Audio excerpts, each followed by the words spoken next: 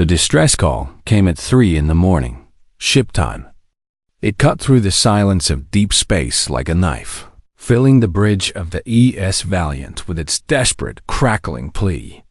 Commander Ethan Cole was already awake, standing at the viewport with a cup of cold coffee in his hand, watching the stars drift by like scattered diamonds on black velvet. "Sir, we're receiving an emergency signal," said Lieutenant Amy Dawson from her station. Her fingers moved quickly across the console, pulling up data and coordinates. "It's coming from the Kethrani border zone. Standard distress frequency. They're claiming total engine failure and life support collapse." Cole set down his coffee and walked to her station. He looked at the blinking red dot on the star map and felt something cold settle in his stomach. The Kethrani border. That was bad news no matter how you looked at it. The Kethrani were an old species, far older than humanity. They had been traveling between stars when humans were still learning to make fire. They were insectoid in appearance, with hard shells that gleamed like polished metal and compound eyes that could see things humans could only imagine. They were brilliant, calculating, and they played games within games. Every interaction with them was a chess match where you never knew the rules until you had already lost. 3 years ago, humanity had tried to establish trade relations with the Kethrani. It had ended badly, very badly. Since then, the two species had maintained a cold distance, watching each other across the void with suspicion and barely hidden hostility. And now a Kethrani ship was calling for help. "How many people are on board?" Cole asked. "The signal says 412. Civilian transport vessel. Families, workers, children." Dawson looked up at him. If the signal is real, that was the question, wasn't it? If the signal was real, then 412 people were slowly dying in the cold dark of space, their air running out and their hope fading with every passing minute. But if it was fake, if this was some Kethrani trick, then responding could mean walking straight into a trap. Cole thought about it. He thought about all the intelligence reports he had read, all the warnings about Kethrani deception tactics. They were masters of the long game. They would spend years setting up a single move, and they never did anything without a reason. But he also thought about those 412 souls. He thought about children gasping for air in a dying ship. He thought about parents holding their families close, waiting for help that might never come. "Danny," Cole said to his communications officer, a young man named Danny Park, who had only been on the Valiant for 6 months. "Send a response. Tell him we're on our way. Estimated arrival time 16 hours. The bridge went very quiet. Everyone was looking at Cole now, and he could see the questions in their eyes. He could see the fear. "Commander," Dawson said carefully, "protocol says we should wait for confirmation from Earth Central before responding to any Kethrani signals. Given our history with them, given everything that happened 3 years ago, shouldn't we at least check with command first?" "I know what protocol says, Lieutenant." Cole walked back to the viewport and stared out at the stars. "But if there are people dying out there, I'm not going to let them suffocate while we wait for paperwork to clear. Helm, set course for the signal origin. Best speed." The ship hummed as its engines came to life. Cole felt the familiar vibration under his feet, the subtle shift as the Valiant changed direction and began its journey toward whatever was waiting in the dark.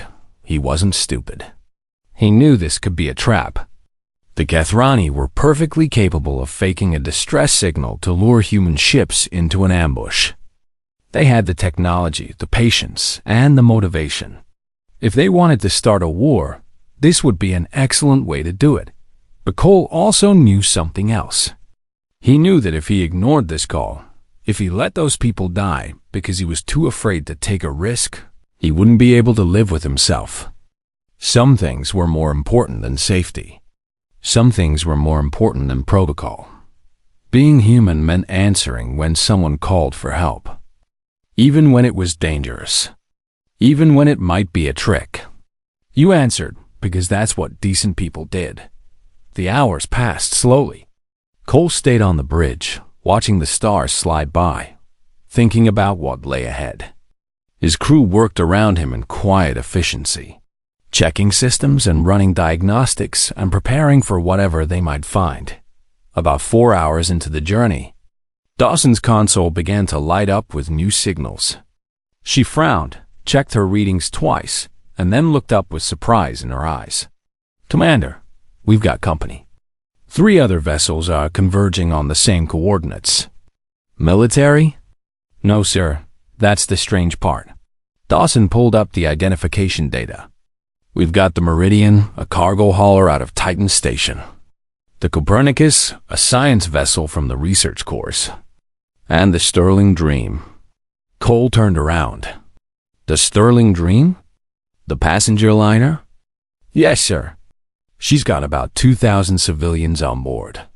Families on vacation, mostly. Captain Laura Bennett commanding." This changed things. Cole had expected to be alone in his foolishness, but apparently he wasn't the only one who'd heard the call. A cargo ship, a research vessel, and a cruise liner were all heading toward the same point in space, all responding to the same desperate plea. None of them had any reason to come. The Meridian was supposed to be hauling ore to the outer colonies. The Copernicus was studying stellar formations on the far side of the sector. And the Sterling Dream was in the middle of a 2-week luxury cruise, carrying people who had paid good money to see the wonders of deep space. Yet here they all were, flying toward danger because someone might need help. Cole felt something warm spread through his chest. Pride, maybe, or hope. He wasn't sure which. "Open a channel to all 3 vessels," he said. "Let's find out what we're dealing with." The view screen flickered as the connections were established. 3 faces appeared, each one different, each one determined. Captain Laura Bennett of the Sterling Dream had gray hair and tired eyes, and the look of someone who had seen too much of the universe to be surprised by anything. Captain Pete Harrison of the Meridian was rough around the edges, a working man who had spent his life hauling freight between the stars. Dr. Nina Vance of the Copernicus was younger, with curious eyes and the eager energy of someone who still believed in discovery. They had all heard the call. They had all made the same choice. "Well," Cole said, looking at their faces, "I guess we're doing this together." And somewhere in the dark ahead, something was waiting for them. Captain Laura Bennett had been sailing the stars for 32 years. She had seen wonders that would make poets weep and horrors that would give soldiers nightmares. She had survived 3 hull breaches, 2 pirate attacks, and 1 very bad marriage. Nothing surprised her anymore. But when her communications officer had picked up the Kethrani distress signal, she had felt something she hadn't felt in a very long time. She had felt afraid, not for herself. Laura Bennett had made her peace with death a long time ago. She was afraid for the 2,000 souls aboard her ship. Families with small children, elderly couples on the vacation of a lifetime, young lovers seeing the stars together for the first time. They had paid for safety and beauty and wonder. They hadn't paid to fly into a potential war zone. So she had done something unusual. She had called a meeting in the main hall and told everyone the truth. "We received a distress call," she had said, standing on the small stage while 2,000 faces looked up at her. "It's from a Kethrani vessel about 12 hours from here. They say their engines have failed and their life support is dying. They say they have 400 people on board, including children." The crowd had murmured at that. Everyone knew about the Kethrani. Everyone knew they couldn't be trusted. "I'm not going to lie to you," Bennett had continued. "This could be a trap. The Kethrani have played games with us before, and they might be playing games now. If we change course to help them, we could be flying into danger. Real danger. The kind that kills people." She had paused then, looking out at all those faces. She had seen fear there, but she had also seen something else. Something harder to name. I could make this decision myself, she had said. As captain, that's my right. But this isn't my life alone. It's yours too. So I am asking you, what do we do? The vote had taken less than 5 minutes. When it was done, the Sterling Dream had changed course toward the Kathrani signal. Now, 8 hours later, Bennett was on the bridge talking to Commander Cole of the Valiant. She could see the surprise in his eyes when she told him about the vote. She understood that surprise. It surprised her too. Your passengers voted to fly into a Kathrani trap? Cole asked. They voted to help people who might be dying, Bennett corrected him. There's a difference. And honestly, Commander, I think they surprised themselves. But when the moment came, when they had to choose between safety and doing the right thing, they chose the right thing. Pete Harrison's face appeared on the screen next to hers. The captain of the Meridian looked tired and dirty and completely unbothered by both. Same story here, Harrison said in his rough voice. I put it to my crew. Told them we could keep our delivery schedule and pretend we never heard the signal, or we could go help. They didn't even have to think about it. You're hauling ore, Cole said. That contract must be worth a lot of money. It is. But some things are worth more than money, Commander. My grandfather used to say that when someone's drowning, you don't stop to ask what they'll pay you to throw them a rope. You just throw the rope. Dr. Nina Vance of the Copernicus spoke next.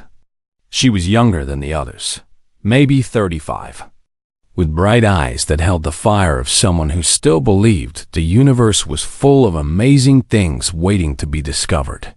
We have xenobiologists on board, she explained. Scientists who study alien life forms. If the Kathrani really are in trouble, their biology is very different from ours. We might be able to help with medical issues that other ships couldn't handle.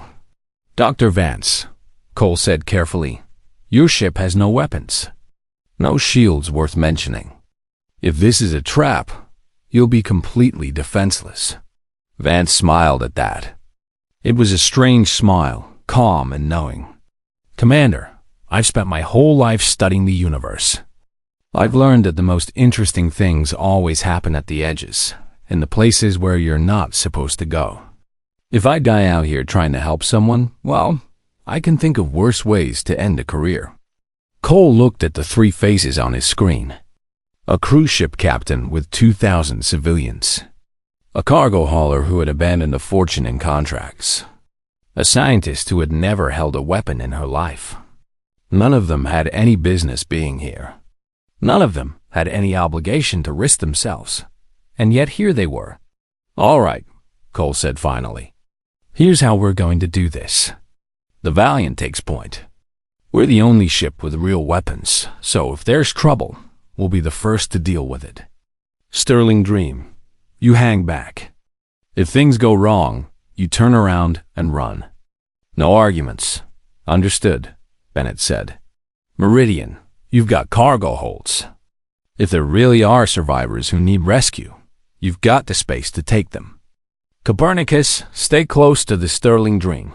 If we need your medical expertise, we'll call you in. And if it is a trap? Harrison asked. Cole was quiet for a moment. Then, we keep our weapons cold and our eyes open. We don't fire first. We don't give them an excuse to start a war. But we also don't run. We came here to help, and that's what we're going to do. Even if it kills us? Vance asked. Even if it kills us, Cole confirmed. Because that's what being human means. We don't abandon people in trouble, even when it's dangerous, even when it's stupid, even when every rational thought in our heads is screaming at us to turn around and go home. The channel fell silent. For a long moment, no one spoke. Then Bennett nodded slowly. You know, she said, when I was a little girl, my mother used to tell me stories about heroes. People who did impossible things, who faced terrible odds, who stood up when everyone else sat down. I always thought those stories were made up. Fantasy. The kind of thing that only happened in books. And now? Cole asked. Bennett smiled. It was a tired smile, but there was warmth in it. Now I'm looking at 4 ships full of ordinary people who decided to fly into the unknown because someone might need help. I think maybe those stories weren't made up after all. I think maybe they were just waiting to happen. The fleet moved through the darkness together. A warship, a cruise liner, a cargo hauler, and a research vessel. 4 ships that had no business being together, flying toward a signal that might be salvation or death. On the Sterling Dream, children pressed their faces against viewports, watching the stars go by and asking their parents what was happening. On the Meridian, rough-handed workers checked cargo holds and prepared emergency supplies. On the Copernicus, scientists reviewed everything they knew about Kethrani biology and hoped it would be enough. And on the Valiant, Commander Ethan Cole stood at the viewport and watched the darkness ahead, knowing that whatever happened next would change everything. 12 hours. That's how long they had until they reached the signal. 12 hours to prepare. 12 hours to think about what they were doing and why they were doing it. 12 hours to be afraid. But fear was just fear. It was what you did with it that mattered. They found the Kethrani vessel exactly where the signal said it would be. It hung in space like a dead thing, a massive transport ship with its lights dark and its engines cold. From the outside, it looked peaceful, almost beautiful in a sad sort of way. Lieutenant Dawson ran every scan she could think of. The results made her frown. Commander, something's wrong. The hull is completely intact. No damage anywhere.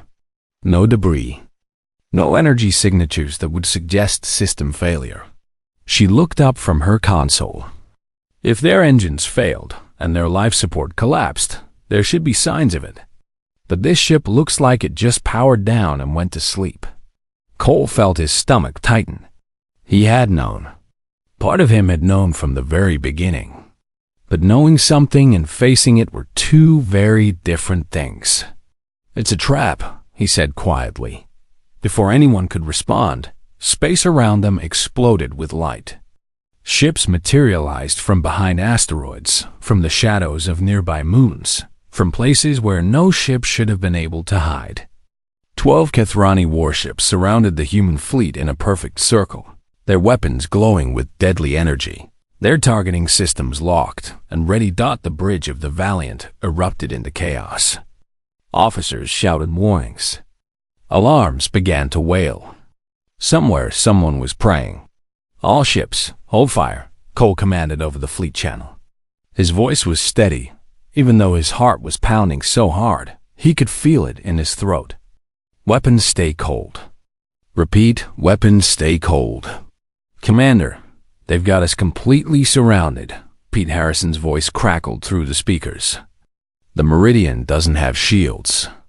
1 shot and we're space dust. Hold fire, Cole repeated. Sir, the Sterling Dream is reporting panic among the passengers, another voice reported. They're asking what to do. Tell them to stay calm. Tell them we're going to figure this out. The view screen flickered, and a face appeared that Cole had only seen in intelligence reports. High Admiral Zektris, Supreme Commander of the Kethrani military forces. His compound eyes glittered with 1,000 tiny reflections, and his mandibles clicked slowly as he studied the human before him. Commander Cole, Zektris said through the translator. His voice came out smooth and cold, like ice sliding over glass. You have walked directly into our trap. Your vessels are outgunned, outnumbered, and outmaneuvered. Your weapons remain powered down. Explain this behavior. Cole stood up straight and faced the screen. Behind him, his bridge crew watched in silence. Across the fleet, thousands of people held their breath. There's nothing to explain, Admiral. We received a distress call. We came to help. Zektris' eyes seemed to shift, catching light in a different way.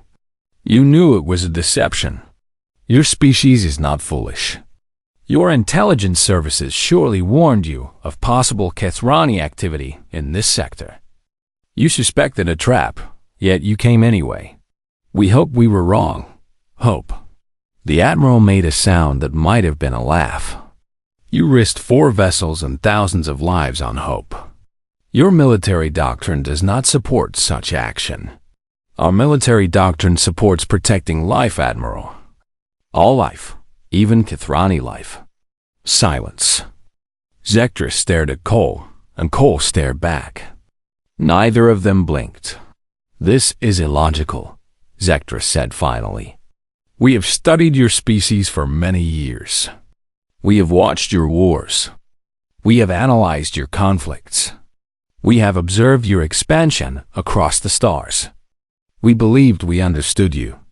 You are aggressive, territorial, dangerous. You take what you want and destroy what stands in your way. We can be all of those things, Cole admitted. Then why are you here? Why did you bring civilians? Why did you bring a ship full of scientists who study stars? Why did you bring a cargo vessel that hauls rocks? I didn't bring them. They came on their own. Zektris was silent again. His mandibles clicked faster now, a sign that Cole's intelligence briefings had said indicated confusion or deep thought. They chose to come, Zektris said slowly. They chose to face death for the chance to save strangers. Strangers who might be enemies. Yes. Why? It was such a simple question. 3 letters. 1 syllable. But behind it lay everything that mattered about humanity. Everything that made them who they were. Cole thought about Bennett's passengers voting to fly into danger. He thought about Harrison abandoning his contract. He thought about Vance and her scientists willing to die for the chance to help. He thought about his own crew, who had followed him into this trap without a single word of complaint. Because that's who we are, he said. When we hear someone crying for help, we answer. Even when it's dangerous. Even when it might be a trick. Even when we're scared out of our minds. But why? Zektris pressed. What do you gain? There is no profit in this. No tactical advantage. No logical benefit. We gain the knowledge that we did the right thing. That's enough. It is not enough. It cannot be enough. No species would risk extinction for such a small reward. Cole smiled then. It was a tired smile, but there was something fierce in it. Something bright.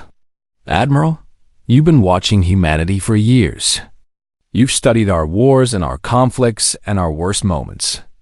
But you've missed something important. You've missed the best parts of us.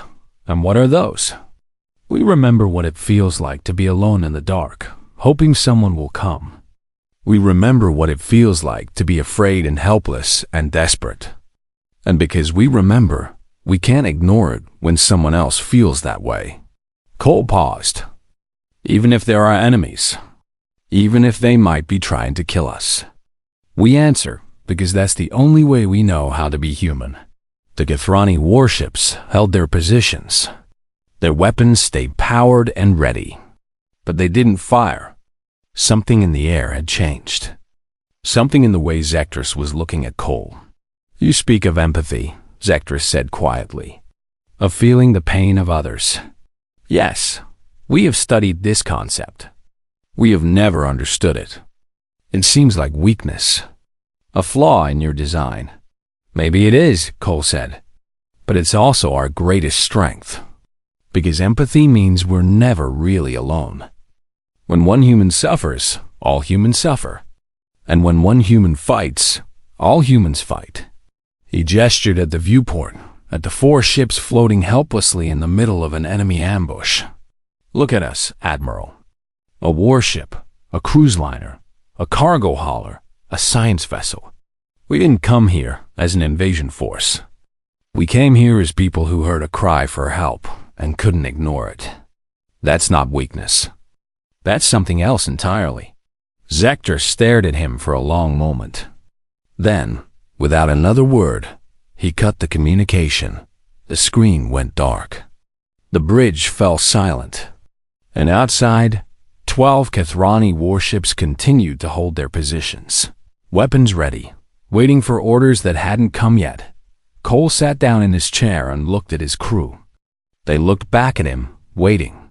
"Now," he said, "we wait."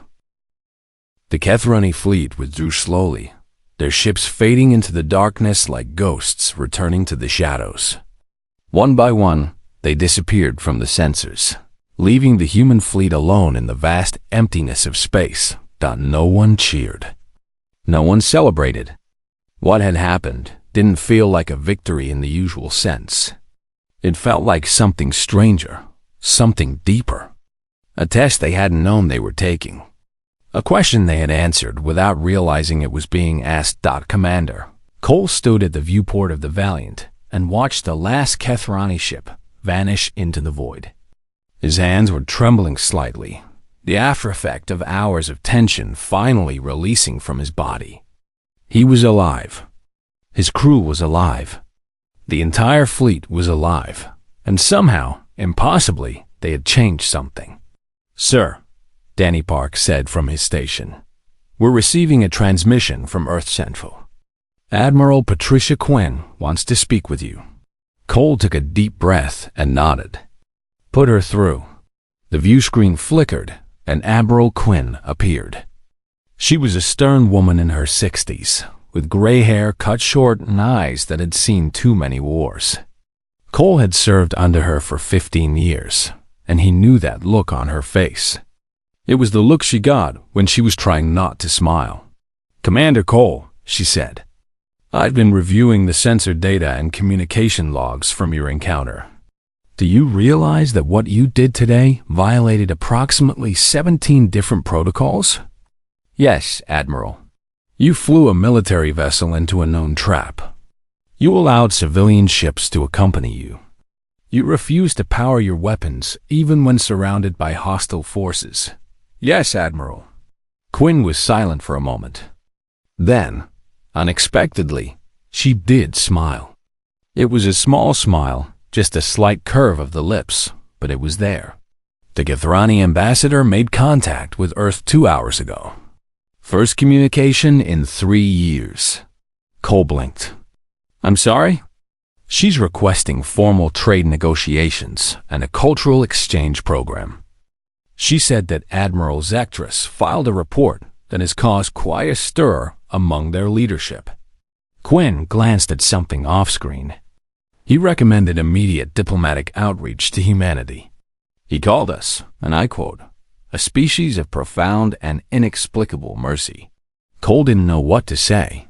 He had gone into the dark expecting to die. He had come out with a peace treaty. Zektrus also suggested, Quinn continued, that the Kethrani had fundamentally misunderstood our nature. He said that continued hostility would be a strategic error of historic proportions. Admiral, I don't know what to say. Say you'll come home, Commander. There's going to be a lot of paperwork about this, and I need you here to help fill it out. Yes, ma'am. The channel closed, and Cole stood there for a moment, letting it all sink in. Then he turned to his crew, who were watching him with wide eyes and disbelieving smiles. You heard the Admiral, he said. Let's go home. On the Meridian, Pete Harrison was explaining to his crew what had happened. They gathered in the small mess hall, crowded together like family around the dinner table, listening as their captain told them about the Kethrani withdrawal and the incoming diplomatic negotiations. So we're not fired? Someone asked. Harrison laughed. It was a rough sound, tired and relieved and full of joy. Not only are we not fired, I'm pretty sure we're getting medals. And probably a bonus. The company called while we were waiting out there. They said they're proud of us. His first mate, Carol Kim, shook her head in disbelief. We abandoned a major contract to fly into an alien ambush, and we're getting medals? Turns out doing the right thing sometimes pays off. Harrison raised his coffee cup in a toast. To the crew of the Meridian, the bravest bunch of rock haulers in the galaxy. On the Sterling Dream, Captain Bennett gathered her passengers in the main hall one last time. 2,000 faces looked up at her, and she could see the change in them. They had walked into the valley of the shadow of death, and they had walked out again. They were not the same people who had boarded this ship for a vacation. "I want you all to know," Bennett said, her voice carrying across the silent hall, "that what happened today will never be forgotten. When I put it to a vote, when I asked you to choose between safety and helping strangers, you chose to help. You chose to risk everything on the chance that you might save lives." She paused, looking out at the faces of families and friends and strangers who had become something more. That choice matters. It will always matter. Because today, you showed the universe what humanity really is when no one's watching. When there's no reward. When there's only risk and fear, and the small, quiet voice inside that says someone needs help. The little girl with the curly brown hair was watching her from the front row, sitting next to her mother. Both of them had tears in their eyes. "You showed them that we answer," Bennett continued. "No matter what. No matter the cost. We answer." The applause started slowly, a few people clapping, then more, then everyone. It built and built until it filled the hall like thunder, like a heartbeat, like the sound of 2,000 people remembering what it felt like to be brave. On the Copernicus. Dr. Nina Vance was already writing her report. She knew that the scientific community would want every detail of the encounter, every piece of data, every observation she could provide. But the thing that interested her most wasn't in the data. It was in what she had seen. The Kethrani had compound eyes. They saw the universe in ways humans could never understand. They processed information differently, thought differently, experienced reality differently. And yet, when they looked at humanity today, they had seen something they recognized. Something that transcended biology and evolution and all the vast differences between species. They had seen beings who would walk into fire to save strangers. Vance typed carefully, choosing her words with precision. "Maybe that was the universal constant," she wrote. "Not mathematics or physics or the fundamental forces that held atoms together. Maybe the constant was simpler than that. Maybe it was just this, somewhere in the cosmos. There would always be someone willing to help." The 4 ships turned toward home, leaving the empty darkness behind them. On viewports across the fleet, people watched the stars drift by and thought about what had happened, what they had done, what it meant. Commander Cole stood alone on the bridge of the Valiant, long after his crew had gone to rest. He was thinking about Admiral Zectrus and those strange compound eyes. He was thinking about the 12 warships that had surrounded them, weapons charged, ready to destroy everything humanity had sent. And he was thinking about why they hadn't fired. The Kethrani had set a trap for predators. They had expected humans to come with warships blazing, ready for battle. They had prepared for violence, for aggression, for all the worst parts of what they thought humanity was. Instead, they had gotten a cruise ship full of families who voted to help. A cargo hauler that abandoned profit for principle. A research vessel full of scientists who believed in the power of understanding. And one warship that kept its weapons cold because its commander believed there was still good in the universe. The trap had failed because it was built on a lie. The lie that humanity was nothing but predators.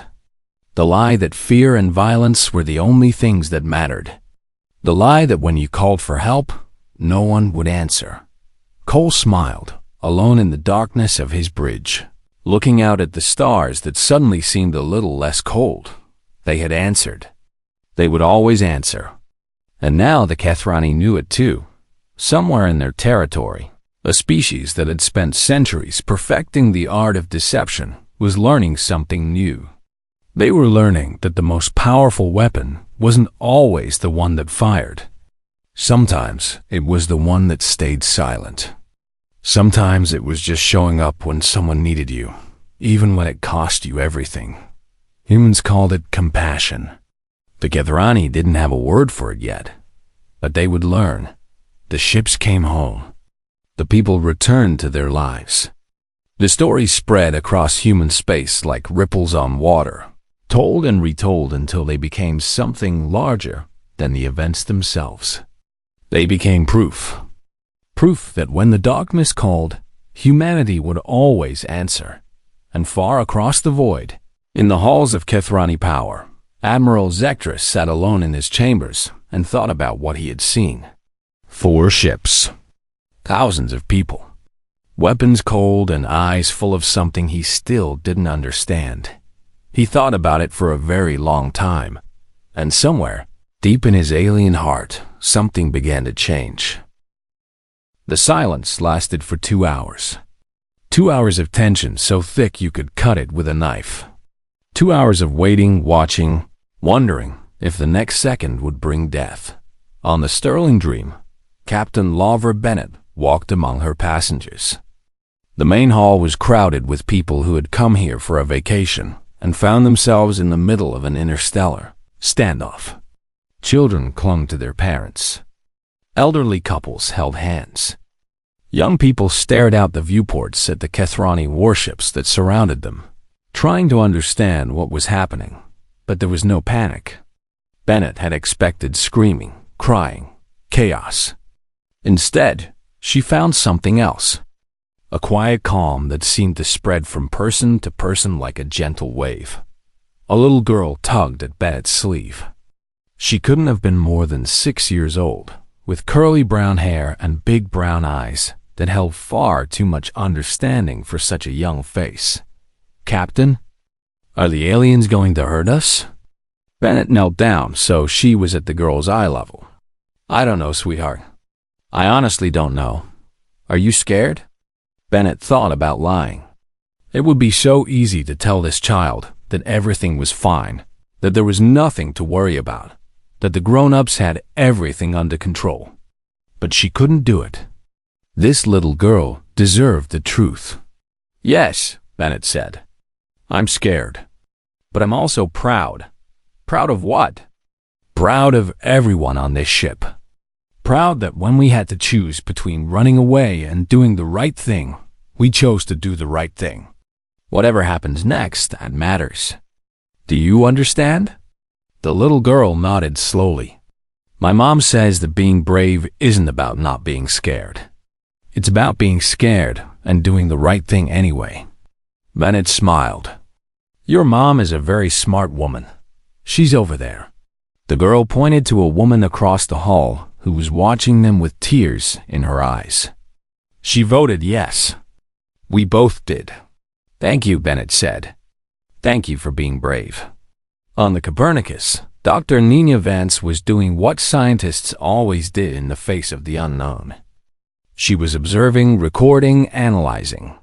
Every sensor on her ship was pointed at the Kethrani fleet, gathering data that might never be used, but that felt important to collect anyway. "Dr. Vance, we're picking up unusual communications patterns from the Kethrani flagship," one of her researchers reported. A young man named Kevin Solis, who had joined the ship just 3 months ago. "Their internal traffic has spiked dramatically. Something's happening over there." Vance leaned over his shoulder to look at the readings. She couldn't understand Kethrani language, but she could recognize patterns. And the pattern she was seeing now was chaos, arguments, debates. Something had thrown the Kethrani command structure into confusion. "Can we get any translation?" "Bits and pieces." The words unexpected and miscalculated keep appearing. And there's another word that's showing up a lot. Kevin frowned at his screen. "The translator is rendering it as honorable, but I'm not sure that's right.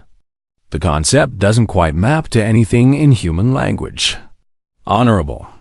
Vance thought about that word. The Kethrani had set a perfect trap. They had lured humanity into an inescapable kill zone. Their weapons were superior, their numbers overwhelming, their tactical position flawless, and yet they weren't firing. Something about what they had seen had given them pause. Something about 4 ships full of ordinary people flying into certain death because someone might need help. On Meridian, Pete Harrison sat in his captain's chair and watched the stars. His ship was nothing special, just a cargo hauler, built for moving heavy things from one place to another. No weapons, no shields worth mentioning. If the Kethrani decided to fire, the Meridian would be gone in seconds. His first mate, a tough woman named Carol Kim, stood beside him. "Skipper, what do you think is going to happen?" Harrison shrugged. "Don't know. Never been in a situation quite like this one. Are you scared?" "Terrified." Harrison said it calmly, like he was discussing the weather. "But you know what? I've been scared before. Scared when I made my first solo flight. Scared when I asked my wife to marry me. Scared when my son was born and I held him for the first time." He smiled. "Being scared just means something important is happening. Do you regret coming here?" Harrison thought about it. He thought about the contract he had abandoned, the money he had given up, the safe and predictable life he had left behind. "No," he said finally. "Not for a second. If those Kethrani had really been in trouble, if there had really been 400 people dying out there, we could have helped. We could have saved them. And even though it was a trap, even though they were trying to hurt us, we still came. That means something. What does it mean? It means we're the kind of people who answer when someone calls for help. And I'd rather be that kind of person than any other kind." On the Valiant, Commander Ethan Cole sat in his chair and watched the Kethrani fleet. He had done everything he could. His weapons were cold. His fleet was holding position. He had spoken truth to Admiral Zectrus, and now there was nothing left to do but wait. Danny Park approached him quietly. "Sir, I've been monitoring their communications. I can't understand most of it, but something's definitely happening. They're arguing. About what? About us, I think.